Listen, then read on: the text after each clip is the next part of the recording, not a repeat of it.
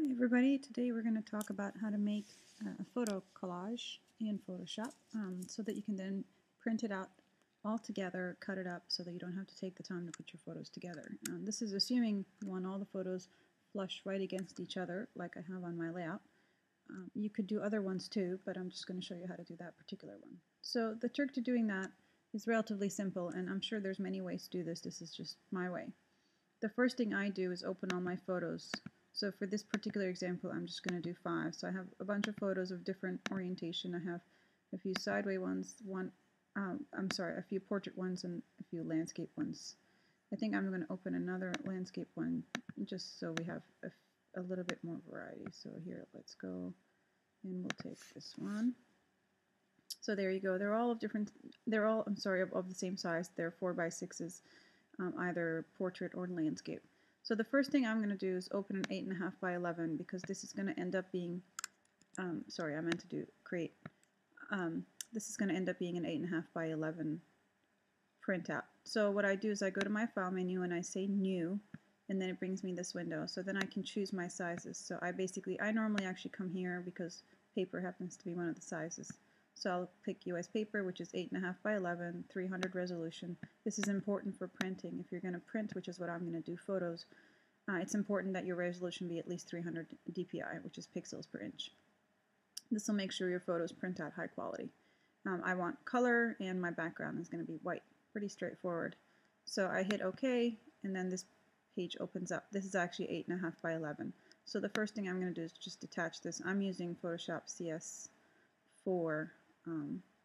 And you may not have to do this depending on what you're using, but I like to have them separate. So this is the paper I'm going to end up with. This is the one I'm going to print out. So now I'm going to go back to my photos and I'm going to resize them. What I did for my particular layout is I believe I made them 1.5 by 2. So the way you resize is you go up to the image menu and you hit image size. So I hit that, and then it brings me up to this window. I don't want to change the resolution because I still want it to be high resolution so that it will print well. So the only thing I'm really going to mess with here is the width and height of the photo. It's very important that you leave the constraint proportions on because otherwise it'll stretch your image. This will make sure that if you make the height shorter, that the width goes proportionally along with it so your photo doesn't get distorted. So I'm going to go ahead and make this 1.5. I can't remember if that was the size I used, but it'll still give you the point. I believe it was actually 1, so let's go ahead and change it, and I'll make it 1 inch by 1.5.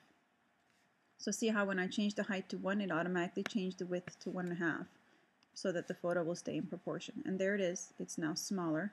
So I'm going to go ahead and do that for the rest of my photos. So there's another image. I'll go back to image size. In this case, I'm changing the width, not the height, since this is a portrait photo.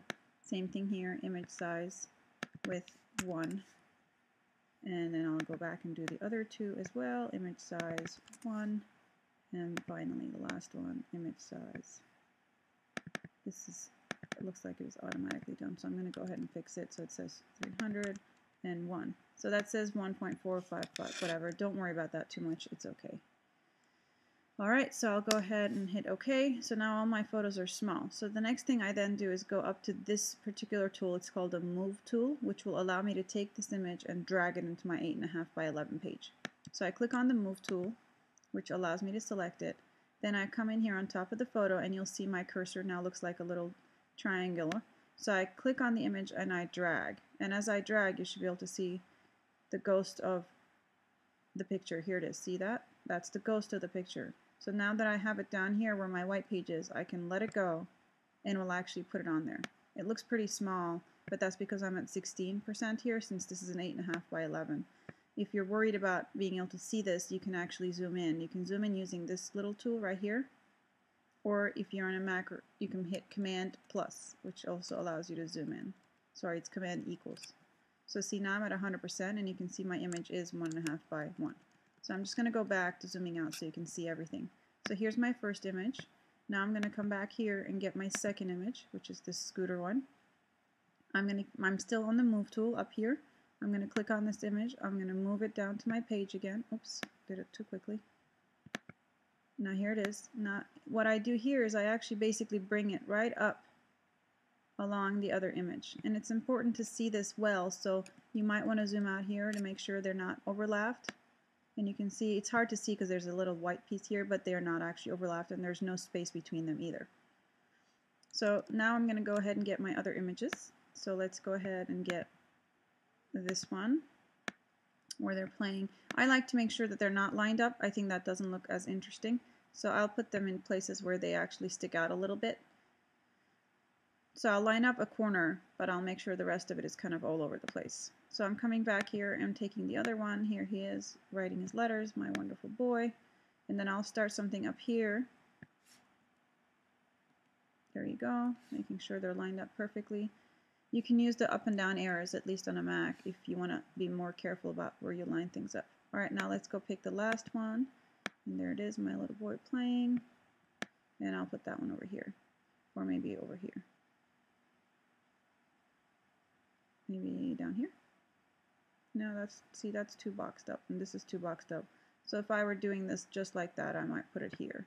And then that way I have places to put pattern paper or stickers or whatever. So there's just the beginning of them. And if I wanted to add more, I basically, let's imagine these were other photos. I can come down here and add more pictures here. So I can put another picture over here. That looks funny since it's the same photo. And then I can come back and I can put another picture. And this is sort of how I built my page. I basically just put pictures until I had all 20 that I cared about. And then once I had the whole thing, I basically printed out in my printer and cut along the edges. And then I put it on my white cardstock. That's pretty much all you need to know. If you have any questions, feel free to leave me a comment and I will be happy to help you out.